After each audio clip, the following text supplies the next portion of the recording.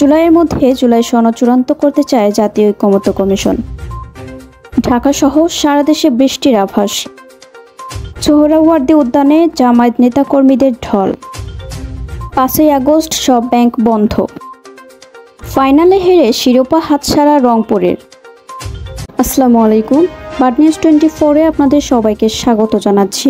আমি নাইমা আক্তার কেয়া। এতক্ষণ দেখছিলেন সংবাদ শিরোনাম, এখন দেখবেন বিস্তারিত। ঐকমত্য কমিশনের সদস্যরা গত বৃহস্পতিবার কমিশন প্রধান ও অন্তর্বর্তী সরকারের প্রধান উপদেষ্টা মোহাম্মদ ইউনূসের সঙ্গে সাক্ষাৎ করেন। এ সময় তারা কমিশনের সর্বশেষ অগ্রগতি প্রধান উপদেষ্টাকে অবহিত করেন। প্রধান উপদেষ্টা তাদের সার্বিক দিক নির্দেশনা দেন। প্রক্রিয়াটি স্বচ্ছ ও দৃশ্যমান রাখতে নির্দেশনা দিয়েছেন প্রধান উপদেষ্টা ডক্টর মোহাম্মদ ইউনূস।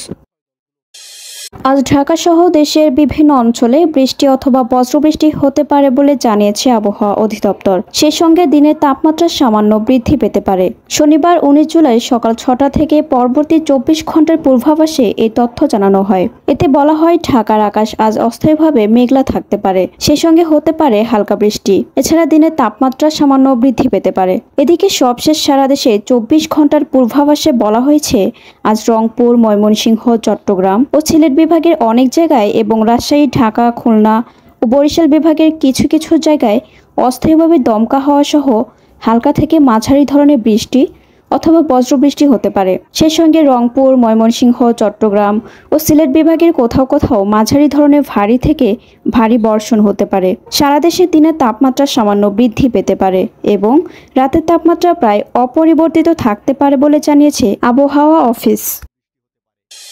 জাতীয় সমাবেশে যোগ দিতে রাজধানীর সোহরাওয়ার্দী উদ্যানে জামায়াত নেতাকর্মীদের ঢল নেমেছে। দেশের বিভিন্ন প্রান্ত থেকে আসা নেতাকর্মীরা ফজরের পর থেকে খণ্ড খণ্ড মিছিল নিয়ে সমাবেশ স্থলে যোগ দিচ্ছেন। এরই মধ্যে সোহরাওয়ার্দী উদ্যানের নেতাকর্মীদের প্রায় ভরে গেছে। আগামী জাতীয় নির্বাচনের জন্য লেভেল প্লেয়িং ফিল্ড তৈরি করা সহ 7 দফা দাবিতে শনিবার এই সমাবেশের ডাক দিয়েছে জামায়াত ইসলামী। দুপুর 2টায় সমাবেশের মূল পর্ব শুরু হবে। এতে সভাপতিত্ব করবেন জামায়াতের আমির ডাক্তার শফিকুর রহমান। বিভিন্ন দলের জাতীয় নেতারা সমাবেশে বক্তব্য রাখবেন। আগামী 5ই আগস্ট জুলাই গণ অভ্যুত্থান দিবস উপলক্ষে সারা দেশে সব তফসিলি ব্যাংক বন্ধ থাকবে। ওই দিন সরকার ঘোষিত ছুটির দিন হওয়ায় বাংলাদেশ ব্যাংক থেকে দেশের সব তফসিলি ব্যাংক বন্ধ রাখার নির্দেশনা দেওয়া হয়েছে। বৃহস্পতিবার কেন্দ্রীয় ব্যাংক থেকে এ সংক্রান্ত একটি সার্কুলার জারি করা হয়। সার্কুলারে বলা হয়, মন্ত্রিপরিষদ বিভাগের 2 জুলাইয়ের প্রজ্ঞাপন অনুযায়ী 5ই আগস্ট জাতীয় ছুটি হিসেবে নির্ধারণ করা হয়েছে। অন্যান্য সরকারি অফিস আদালতের মতোই দেশের তফসিলি ব্যাংকগুলোও এদিন বন্ধ থাকবে। এর আগে চলতি মাসের শুরুতে সরকার প্রতি বছর 5ই আগস্ট জুলাই গণ অভ্যুত্থান দিবস ঘোষণা করে। দিনটিতে সাধারণ ছুটি থাকবে।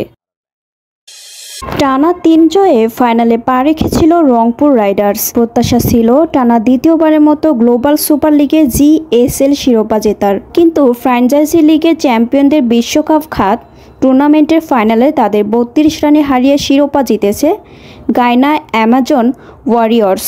জিএসএলের প্রথম আসরের চ্যাম্পিয়ন রংপুর টানা দ্বিতীয়বারের মতো ফাইনালে উঠেও শিরোপা ধরে রাখতে পারল না নুরুল হাসান সোহানের দল। গায়নাকে 8 রানে হারিয়ে এবার টুর্নামেন্ট শুরু করেছিল ফ্র্যাঞ্চাইজিটি। শিরোপা নির্ধারণী ম্যাচে তাদের হারিয়ে প্রতিশোধ নেওয়ার পাশাপাশি চ্যাম্পিয়নের মুকুট পড়ল গায়ানা।